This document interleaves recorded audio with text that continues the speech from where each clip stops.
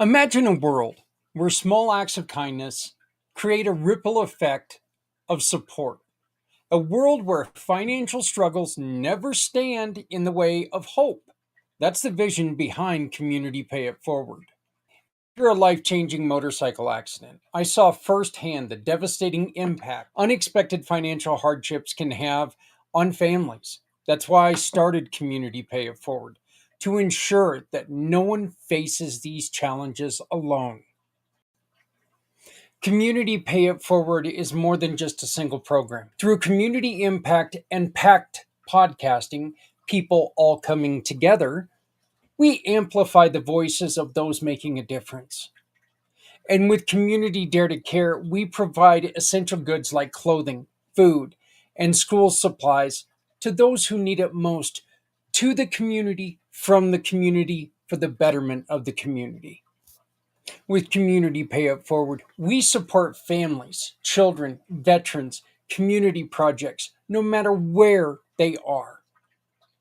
We are not just providing assistance, but hope for a brighter future, not just for people in need, but for businesses that are out there struggling, trying to find a way. We have a plan, but we need your help to reach the next level. We're launching a crowdfunding campaign to raise $500,000. This will allow us to market the Community Pay It Forward program more effectively and to acquire a vehicle for delivering essential goods to families in need in our community, and enhance and strengthen our programs to serve even more people.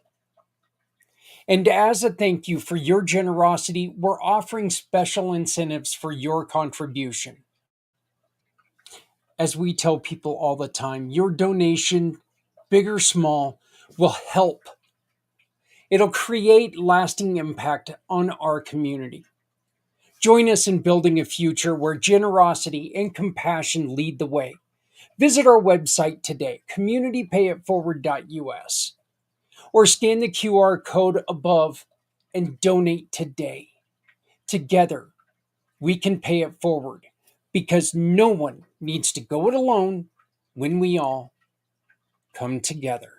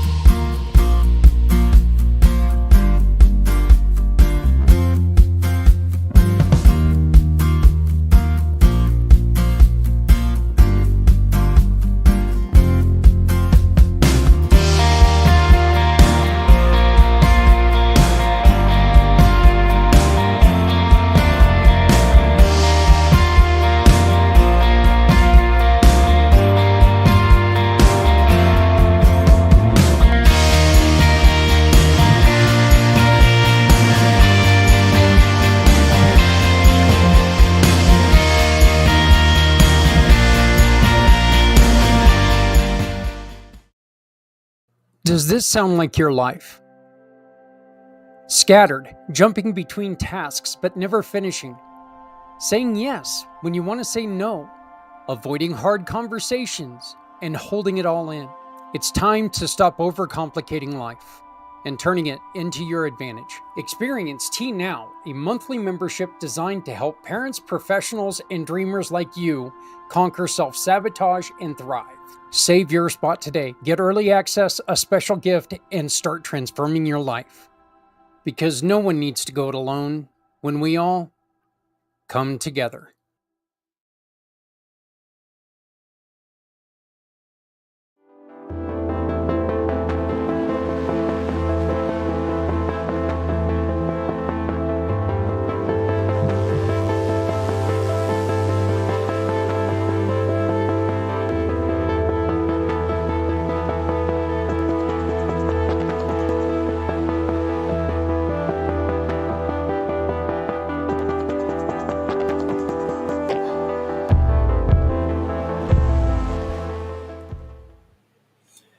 morning to you. My name is Zak Clayton, Community Pay It Forward, Community Dare to Care, and the PAC channels.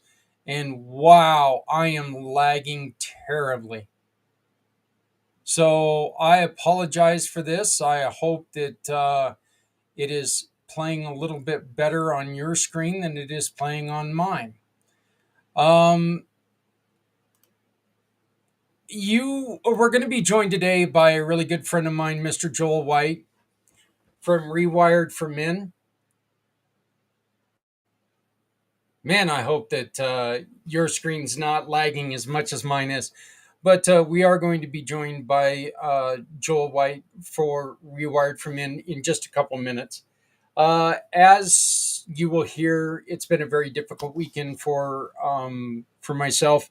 I did learn of a passing late last week that we've been dealing with. But I did want to let you all know that as you just heard a couple minutes ago, we are trying to raise money for the program, trying to advance the program, trying to get the program up and running, and we could use your help. So please, if you would like to be part of what we are doing, if you would like to take and become a producer of the program, of the PAC channel, whatever you can do, this QR code can make you a huge part of the program.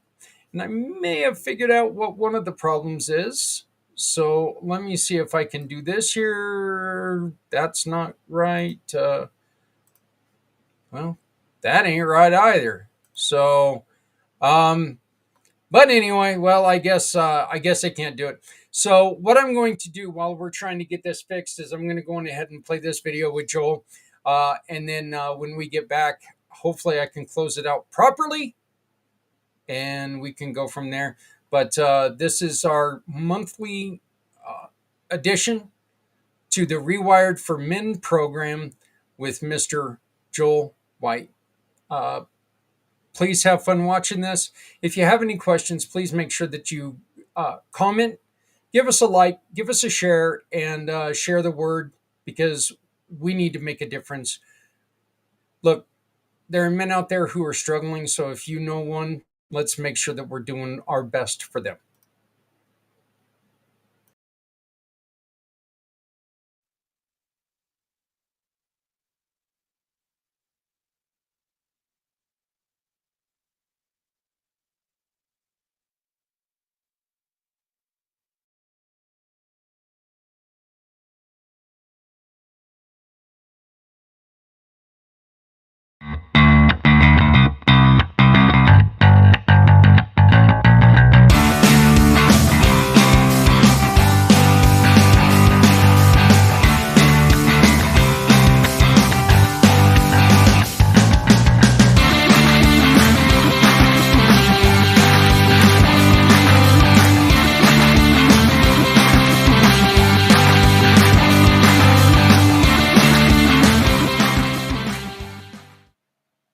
Hey there, everyone. It's Zak Clayton, Community Pay It Forward, Community Dare to Care, and the PAC channels.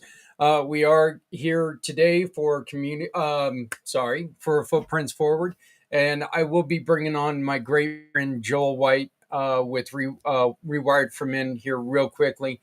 I did just want to say a very special thank you to a friend that unfortunately we lost last week due to family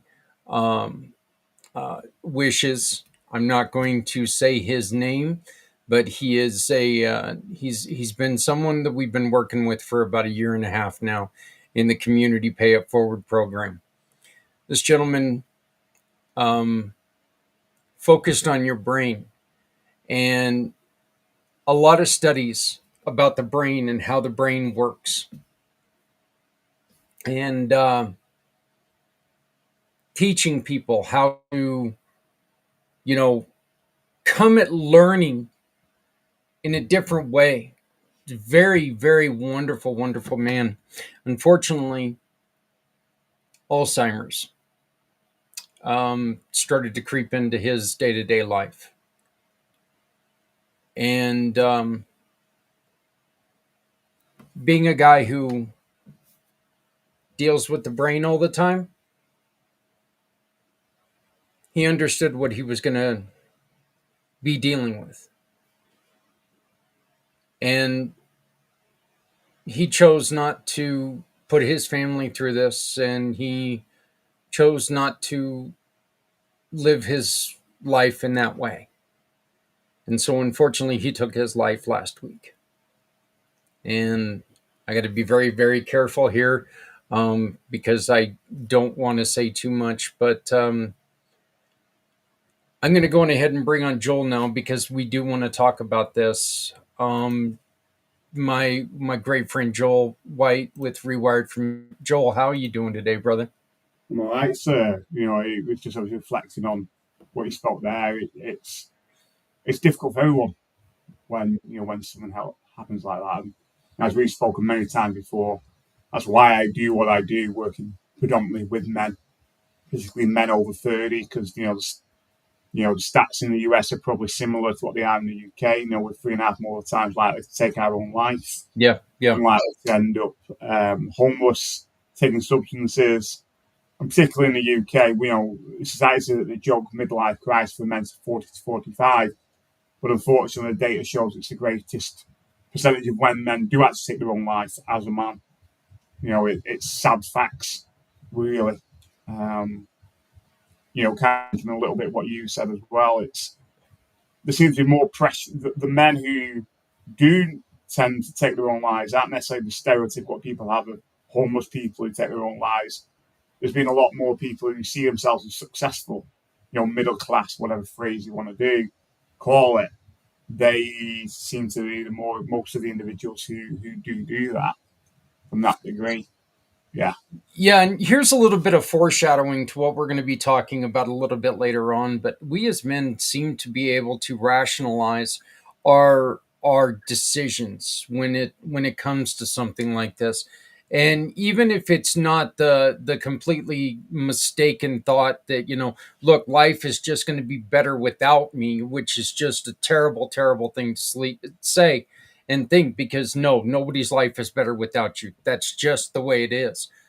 But we we seem to be able to, in our own minds, rationalize things to where we can convince ourselves, and we've talked about this many times before, Yeah. we can convince ourselves that even bad choices are the correct choices, Yeah. right?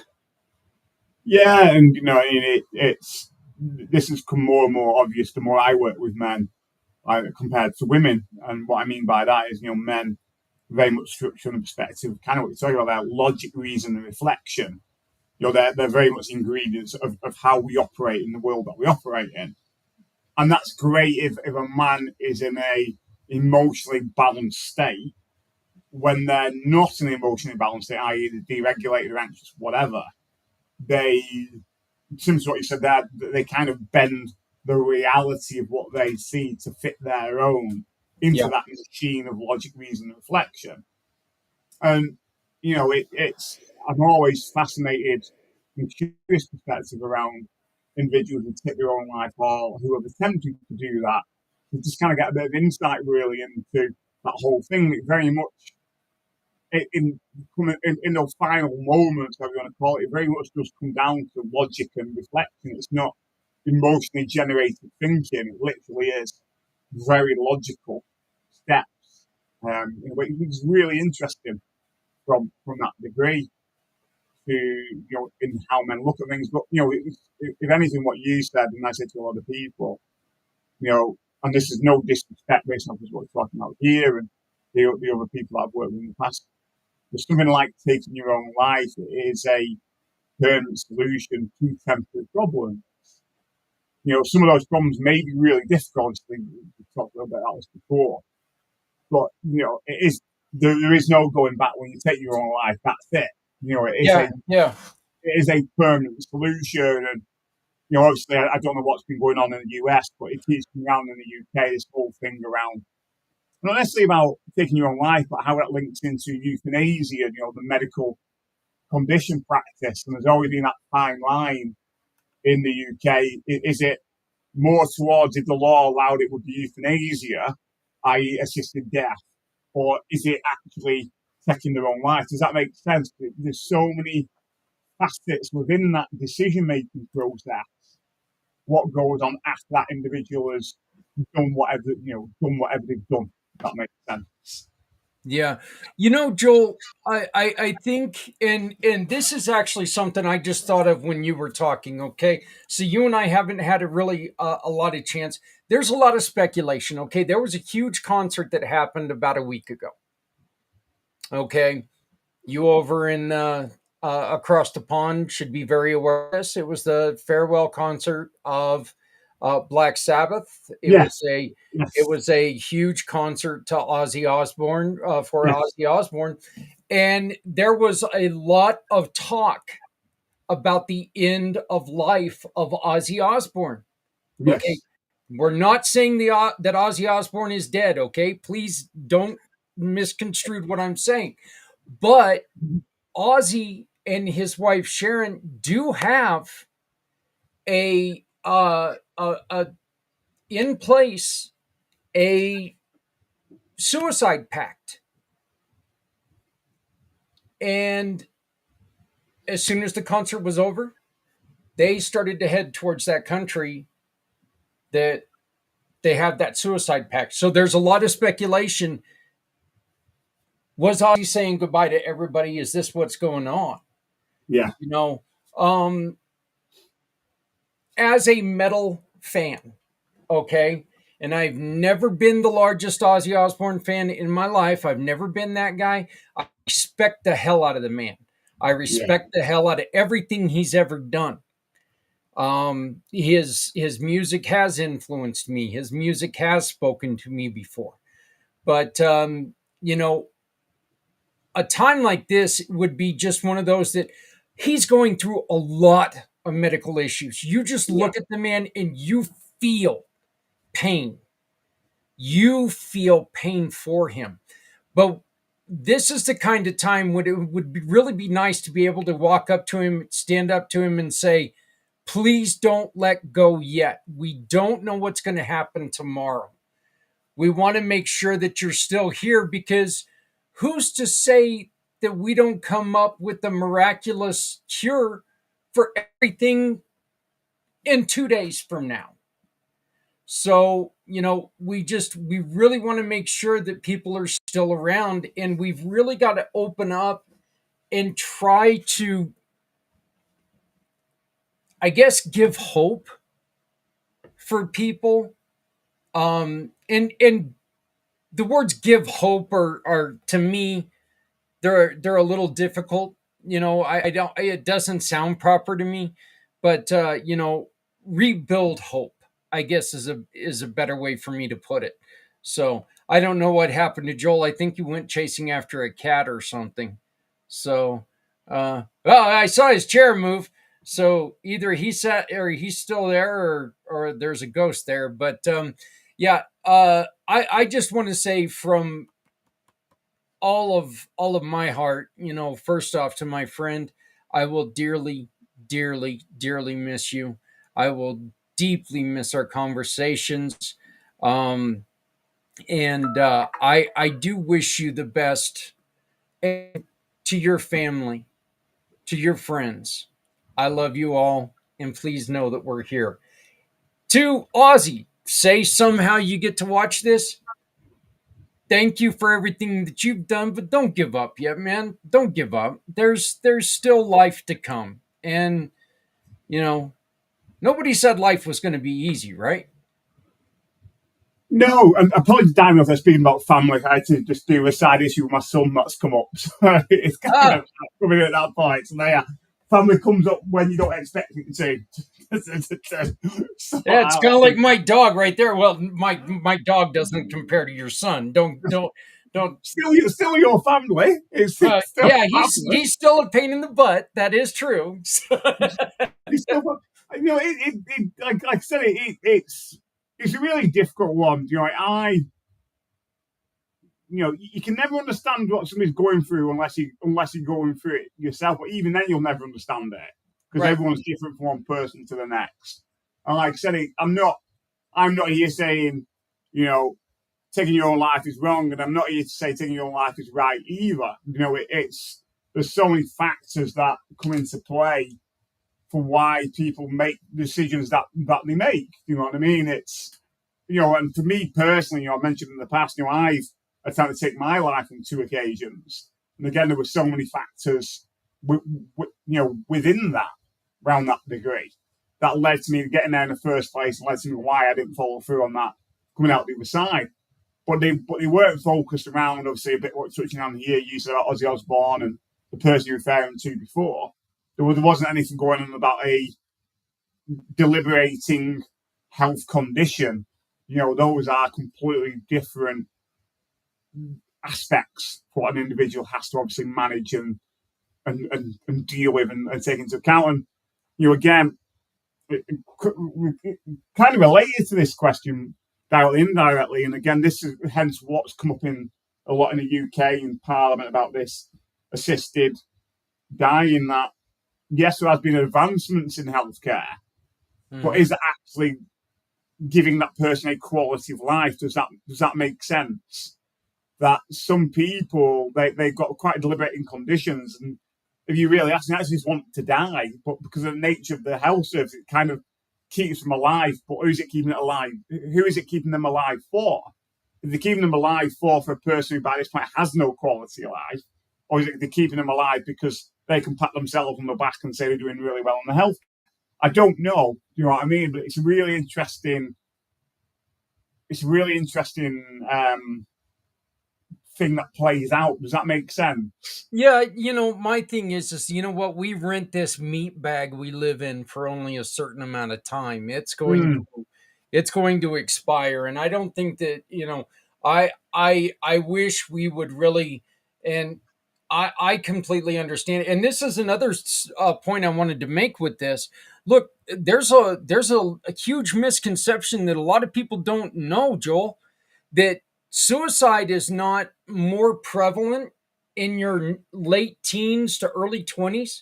That's not when it's most prevalent. It's most prevalent from 60 up.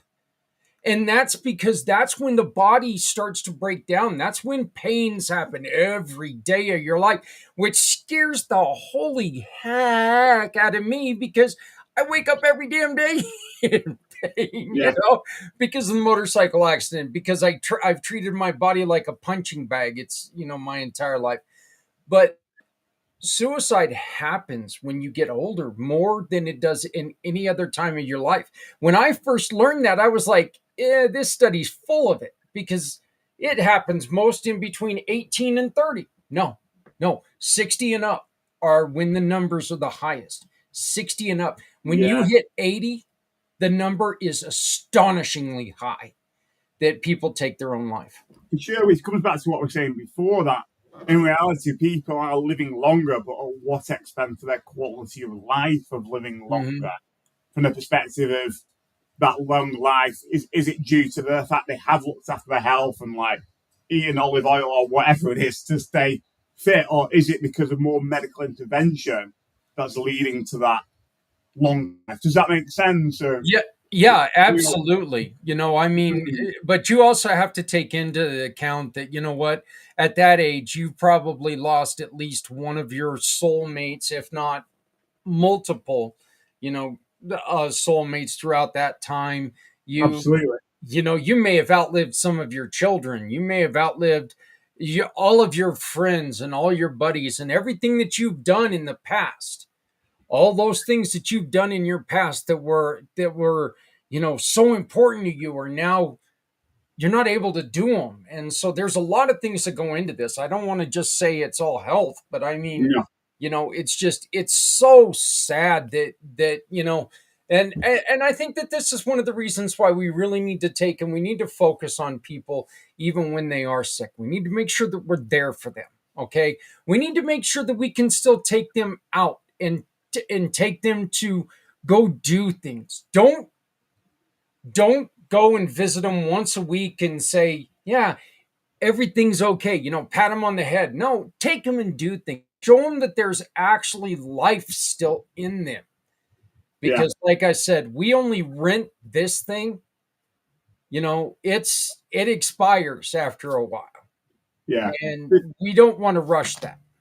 for sure. And there's something else you said in there which is really interesting.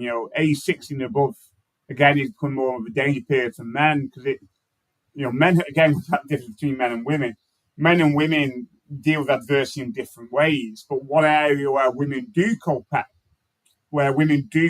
better than men is in retirement. Women seem to find it easier to adapt to retirement than what men do because Hmm. men very much a logic, reason, practical routine. But also, there's a lot of that pressure in society to be the man of the house, to work, to earn, to taking the bread, blah, blah, blah.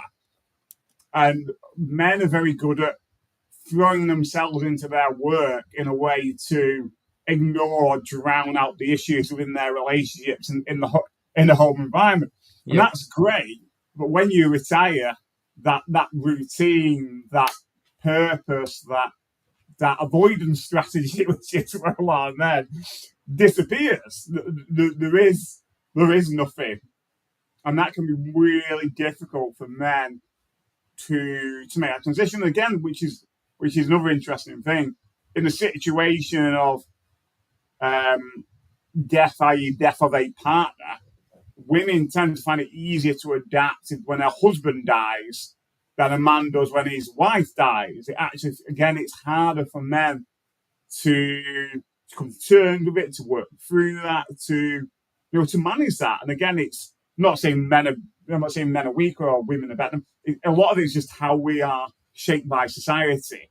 Yeah. That very much women are more of a perspective of being emotionally intuitive, tuning with the gut. They're more willing to engage with their peer group around emotional based conversations, where obviously men logic, reason, reflection and are less likely to engage in their peer group or the general peer group around support from that degree. So again, it's quite interesting to see, which again moves into going all the way back around to start the conversation around taking your own life, suicide, whatever word you want to call it. That what tends to happen as well, and again the influence of pressure on men, that women tend to be a bit more open in their concerns around suicidal ideation or they're going to do something. So they tend to get more support earlier on when they're in crisis. And women tend to go for the more internal methods, as it were, of attempting. So that is usually overdosing or cutting the wrists. They tend to be quite internal, whereas men tend to be very external in that expression of emotion and attempt. So they usually follow through on the first strike, whereas women it might take them a while, and that rate of actually dying takes longer. It's an overdose or whatever it is. Whereas men's are usually follow through and succeed on the first attempt, and they usually pretty damn sure tend to be quite full on, i.e., hanging, jumping off buildings, stepping in front of the car. It tends to be pretty full force, if that makes sense. And again, I'm pleased when people listen to it, don't think that I'm an expert on this and I'm pretending that I am or not. I'm just kind of getting some ideas out there because if anything, what we don't talk enough about over here, Zach, is around these topics. You know what I mean? They are, although they might not be easy conversations to have, they're important to have them because I feel the more you normalise around this, the more people are willing to talk about and perhaps come forward and share their experiences and more likely the ones who are also struggling as well from that degree. I would really be interested to maybe take and team up with a group of women and find out if maybe it has something to do with women can compart. If a woman can take and if it's easier for them to find something to do with their mind, and that's the reason why like retirement is easier than they, for because I know when I was faced with like retiring at a very, very young age because of the motorcycle accident, I panicked. I absolutely panicked. I freaked out. I knew being alone with nothing to do with Yeah. only my thoughts was only going to be terrible for me. I knew that my life was going to be miserable if I didn't find something to do. And that's exactly what I thought. I knew my life was going to be miserable if I Yeah. didn't find something to do. That's what my mind went to. Yeah. So I would love to know what a female in that situation would think. Would she see it as, this gives me an opportunity to do something I've always wanted to do, rather than, oh my God, this is just tragic, you know? Yeah, but again, it goes back to what we're saying. You know, a man's brain is very much logic, reason, reflection. A woman is more geared towards emotional intuitiveness, less in the head from that perspective. And obviously, there's the see times are changing, but there's still a lot of those hence why I do what I do. There is a lot of them unhelpful, unconscious beliefs that men have, which are very much logic, reason that I am only successful if I do A, B, and C. I must be the man of the house, and to do that, I've got to do one, two, and three. I must still be the breadwinner of the family if I do A, B, and C. And all that then links into how a man sees success. And a lot of, again, from a UK perspective, success is all very much external. You know, if I have this job, and if I have this house, and if I have this my bank balance, and if I have this cat, this dog, and all the rest of it, Yeah. and if I look a certain way, then I am successful. But as we know, if one of them drops, like you in your case, you had a bike accident that impacted on your work, does that mean now that you're not successful? Does that make sense? And if I'm not successful, then I am blah, blah, blah, blah, blah, which usually equals in shame, depression, and guilt, because I'm not being, in brackets, a real man. And it kind of gets into a real horrible spiral. And that's, again, a lot of how a man, I guess, a man's natural brain is wired, but also the influence of those unconscious beliefs, that go into it. I think all of that mashes to. It's the classic one. Is it the chicken? Is it the chicken or is it the egg? But at the end of the day, it's both of them. And this is the scenario of where we now find ourselves, really, from that way. Because if anything, it's that thing, purpose, isn't it? It's what's your why. Why do you get out of bed in the morning? If your why is get out of bed to be successful, which is determined by your work and all the rest of it, and when you retire, you have an accident, you've lost your why, your purpose, then what's the point of living? Whereas for a woman, perhaps their why is not necessarily tied directly to their bank account, the job, and all the rest of it. And if anything, it's that subtlety which has come more in discussion. And again, when you speak to people why they go to that point of wanting to take their own lives, that there is that thing around purpose. They don't say, I don't feel successful. What they actually say is, I don't feel worthy. And what's really interesting, success and worthy are actually two completely different things. Success is that external thing of, if I've got A, B, and C, that equals success. Whereas what actually matters more is that worth, which is actually an internal point of reference. Am I worthy as an individual? Do I have self-worth, self-care, blah, blah, blah, whatever. But self-worth is, do you actually see yourself worthy enough of whatever, worthy enough of success? So that self-worth is a whole different ball game based on how you see yourself in your own skin and the world around you. You know what I mean? If you have a job and great, great, blah, blah, blah, then you still got self-worth. But if you lose a job and whatever, you still have that self-worth because it's your personal choice of an internal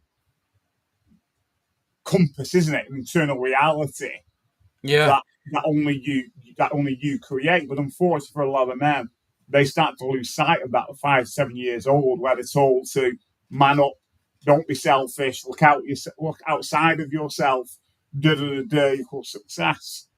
When really it should actually be, well, actually, start on the inside first. Sort that out first, Right. and then everything Oh, else would I, work out I, more better. I hate that term, man up. Oh, I hate that term. That's one of those terms that just, but Yeah, this actually brings in one of the you found a really cool networking group that you've been going to, and what you were just saying, that the way that I just portrayed what I went through after the motorcycle accident, it could have had a lot to do with I was the breadwinner and all of a sudden I'm not. Yeah, You know, there was a just a cataclysmic change to where, you know, 80 hours I'm working 80 hours a week every week. I'm working, 14, 15 hours a day every day, every day. So all of a sudden, I'm not. My self-worth was gone. yeah, Not only that, but hearing that I wasn't eligible for food, to get help with food around the house because I made too much money last year. That just, it's like, oh my God. So I worked myself into issues. There was so much stuff thrown at me as a man, and none of it was positive. Everything I saw, where again, a lady may see it as an opportunity to do something, I saw it as, oh my God, danger, danger, danger, danger, danger, when women can see it in a different way. yeah. And potentially, we're not saying women do, because I'm guessing obviously some women would struggle with Oh yeah, that. not That's just, look. Not every man's going to see it as, oh, woe is me, woe is me, woe is no, me. no, not at all. But then we go into that, how the man's logical brain works, and what you made reference to there. What I do is, I empower men in business, usually around the age of 30. First, I'll become aware of those unconscious beliefs that are holding them back. And they do tend to come from three areas: that, money, work, relationships. I've noticed over the shows that we find ourselves surprise talking about these three areas because they have massive impacts on men and how they conduct their lives. And then, what I do is I empower those men to rewire those unconscious beliefs at the root cause without the emotional story in 30 days or less. So, that's a bit of a plug about me. But I guess where I'm going with this, of the three areas, what seems more and more apparent where more issues lie for men are in relationships. And those relationships are either it's friends, partner, children, whatever it is, those are all types of relationships. And what I've been doing, which I love to do, is love to meet people, love to build relationships with them. I love to get to know people more than anything else. And one of that reasons being seeing me getting more involved with something that is a global networking group, movement, whatever phrase you want to call it, called Global Woman, Global Man. The Global Man is a new sort of addition side to Global Woman. And I was at their summit. They do a Global Woman, Global Man summit. Usually takes place in London. I was there about 3 weeks ago. And it was just a massive eye opener just to speak to so many men and women who were generally above 30 years old. They were all successful in regards to however they want to see themselves. But the same theme in all the conversations came up all the time, which was all around relationships. And the interesting conversation, which kind of pinned it all together for me, and we had a chat about this before, was having a chat with one of the ladies who was a keynote speaker at that event, and she'd just been to a previous event where she was a keynote speaker on stage on like a panel thing. And whether she asked this question or somebody next to ask this question, the question was, what makes a successful woman? And someone from the audience put a hand up and said this or shouted it out. And this lady from the audience, they said a divorce. And it was really interesting to kind of get understanding what that was meant by that, and to break into it. And the whole thing, what it focused around relationships. And again, this fits into a theme of the conversation we've been talking about on purpose, that a lot of men are obviously conditioned unconsciously or consciously with some of these unconscious beliefs that are perhaps not always that helpful around, you must be the man of the house, you must be the breadwinner. And what we find now, roles are changing now in society. And this is not saying it's a good thing or a bad thing. It's the reality of what it is. Everyone's got different views around it. But the roles within society are changing, particularly around work and relationships, where you may find yourself, if you are a man, in a relationship where perhaps you're not the breadwinner in the household anymore. The woman is, or the woman is more successful than you, or whatever that might be. And some men, I find it very difficult to adapt to that difference.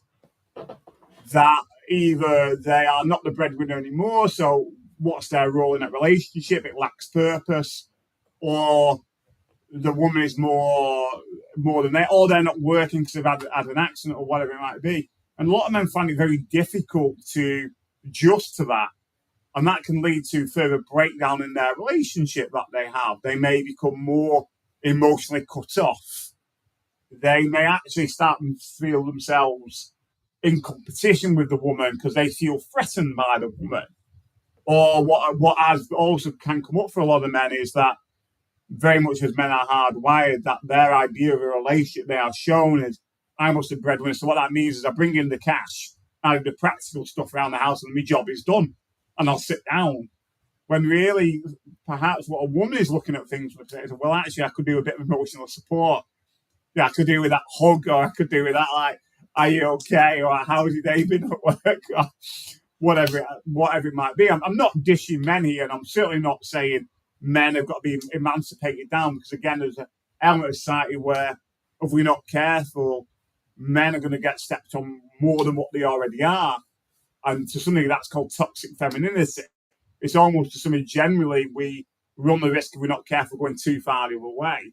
Yes, there was back in time toxic masculinity and very much a lot of unfair stuff was going on toward women and how they were in the workplace and society and all the rest of it. I get that, and I'm not disputing that. But I think we've got to be very mindful is that we're not swinging the other way, where men are actually stepped on and stepped down, in their role of who they are in society as well. So, going back to that point, I think some of the dynamics in that relationship can start to become very difficult for a woman and a man because of some of those unhelpful, unconscious beliefs that men carry. Really. Well, this is going to be the last question of the day. Unfortunately, we got to our time together is done for this month. But this is a very very complicated question, and I think maybe this is a question that we can even continue next month. Yeah, go on. Joel, let me ask you this: do we need to continue to respect the roles of each other? Or do we need to look more at the situation and respect the situation we're in rather than respecting the roles, because the roles are changing? Absolutely. I think if anything, I think it actually goes a deep level of why we turn up as we are, i.e., hence what are the unconscious beliefs that we are carrying that may no longer serve us in the situations that we find ourselves in. Mm-hmm. And like you said, the roles change, and perhaps the dynamics we're talking about here in the US and UK might not actually be the same in the rest of the world.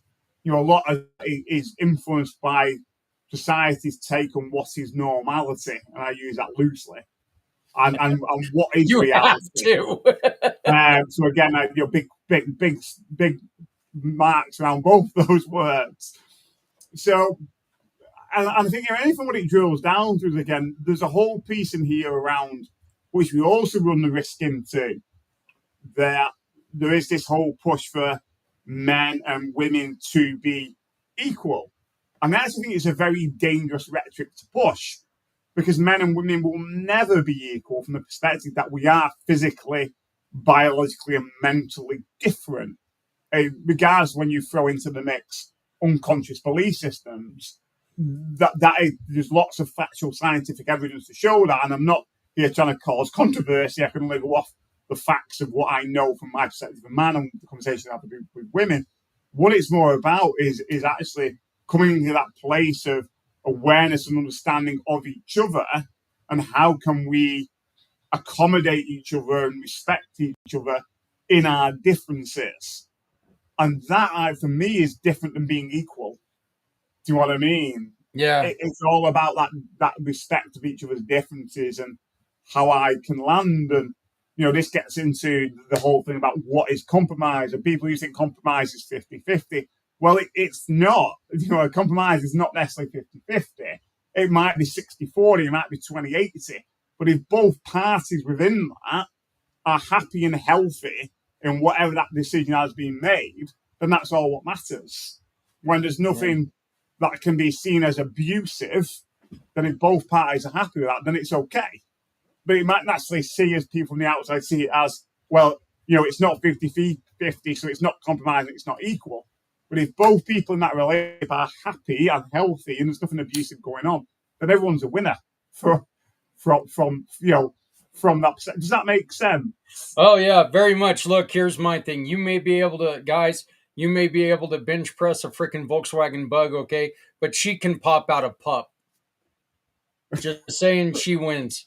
I don't give a damn. She wins. Joel, how did people get a hold of you, my friend? I love it how you put things there. So how people get hold of me is literally while you're watching on the bottom of the screen here, www.rewiredformen.com. Check out my website. You've got my email address.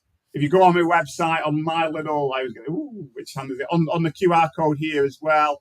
If you scan that, what you can do is you can download a free gift from me, which gives you a bit more insight into the classics where men find themselves either always running or going quietly numb, basically. You've also got what you've put up there as well, Zach. You've got a load of information there on my community Pay It Forward partners page. If anything, what we say every month, we would love to have more feedback from people, questions, challenges. If you don't agree with what we're saying and it's a load of poo, please tell us and be willing to come on and tell us, because we want your input. We want your interaction. We want your questions. Go for it. Yeah, and ladies, please, if there's something that you have a question about, or if there's a comment that we say that you're like going, you guys are a little off base, let us know. That's what we're here for. We're here to investigate. We're here to try to help. So, and there's no harm in a healthy discussion. None whatsoever. So, Joel, another great job, another great episode. I love this. I appreciate it. We will be back again sometime next month. We're going to continue to do this because, honestly, this is one of my favorite times, just because we're able to discuss a lot of things. But Joel, I greatly appreciate it, my friend. We will see you next month. Absolutely. Thank you very much, Zach. All right. What if your story could power a movement? Care. Bye, people. Every struggle you have conquered becomes the answer someone else is still searching for. At Community Pay It Forward, your mission matters. When someone shops with one of our giving partners, they can choose to support you simply by uploading a receipt. Your story gets shared, you get visibility, and you can share our program to raise up to 90% in referral awards. You have a story worth sharing. We're here to help you tell it. Apply today by using the QR code or at communitypayitforward.us. Because your story deserves to be shared.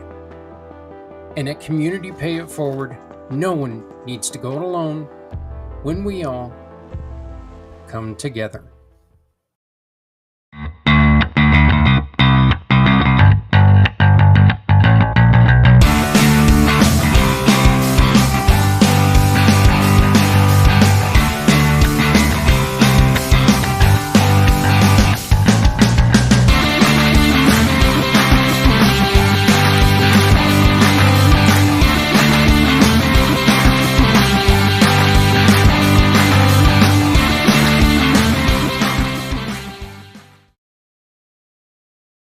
Every car that rolls into your shop is more than just repair. It's someone's lifeline. Now, what if every repair could also be a lifeline for someone in need? When you join Community Pay It Forward, a portion of each job can help a family, veteran, or nonprofit without costing your customer anything extra. With the Shop, Click, and Pick program, your shop keeps cars running. Let's keep communities running too. No one needs to go it alone when we all come together. So I want to thank Joel for joining us again. Rewired for Men is one of our great giving partners. Look at this. The camera is actually working right because I'm actually using the right camera this time. Yeah, just saying. That helps a lot. So we do want to thank Joel White from Rewired for Men. Please visit them. Men, look, if you're having a little bit of self doubt, if you're having a little bit of self trial, it's not abnormal. Just as it's confusing, I would imagine, for women, as we grow, there are times that we're not quite as sure of ourselves as we used to be. When it's not bad. I mean, it's a sign that you're well, as long as it's done right, it's a sign that you're growing up. So, yeah, I do have a question for everyone, and this is something as a podcaster, I wonder. I look at I look at a lot of these podcasts, and the ones that are very, very popular. And I hope to God I'm never like these other podcasts. I don't ever want to be like them because as far as I can see, there's always dissension. There's always mistrust and lies in a lot of them. So my question to you today is: are those the podcasts that you like, or is there something else that you would like to see in a podcast? And the reason I ask this is because we are trying to build the Pack Channel to be something special. Um, I would like to hear from you, the podcast watchers. What are you looking for in a show that does not deal with deception, argument, divisiveness? We want to build shows that people enjoy watching and there's positivity in it.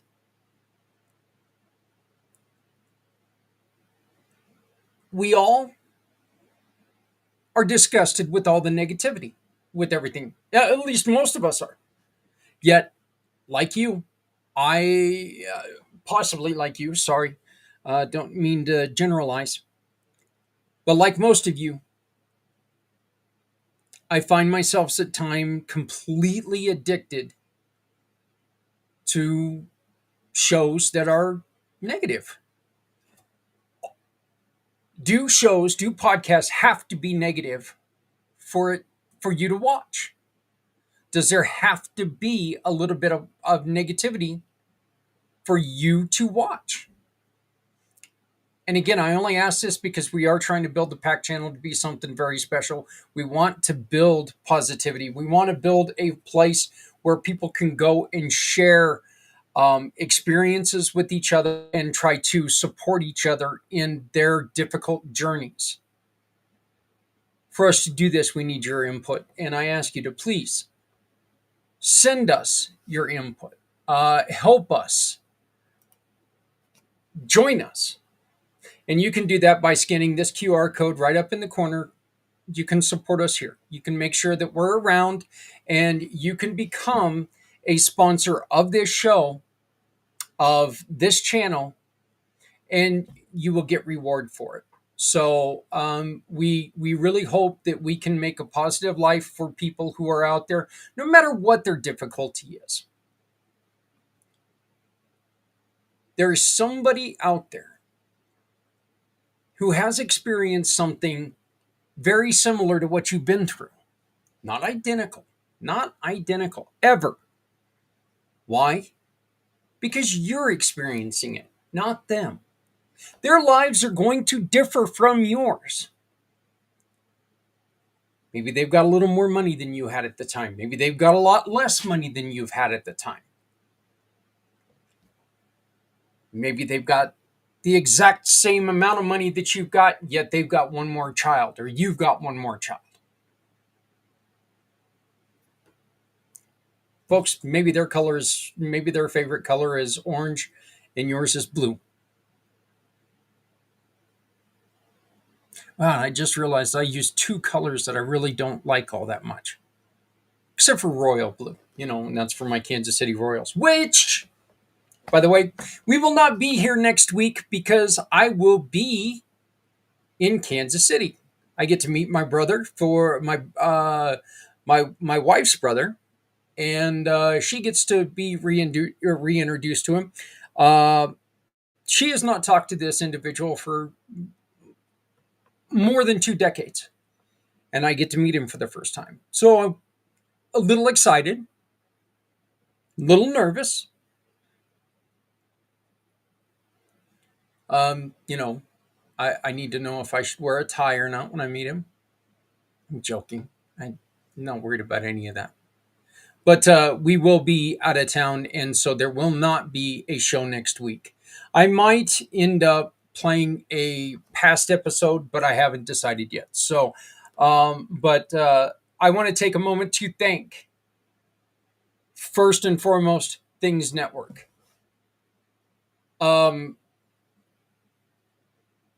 Jebediah Jeremy York, great look there, buddy. Not really. Don't do that.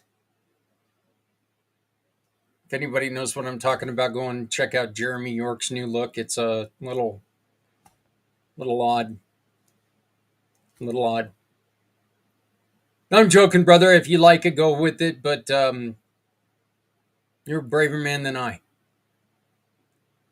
But to all my friends at Things Network, I appreciate your patronage. I appreciate everything that you guys do. I greatly appreciate your support from beginning till now. We are looking for people to help us in a project that's going to appear on February 22nd, which is our 22-hour podcast. We are going to read word for word without opinion, without distraction, and without any added controversy, the Constitution of the United States. Why? Because this is what the men and women who join the military vow allegiance to, is the Constitution. I want people who have never taken the time to read the Constitution.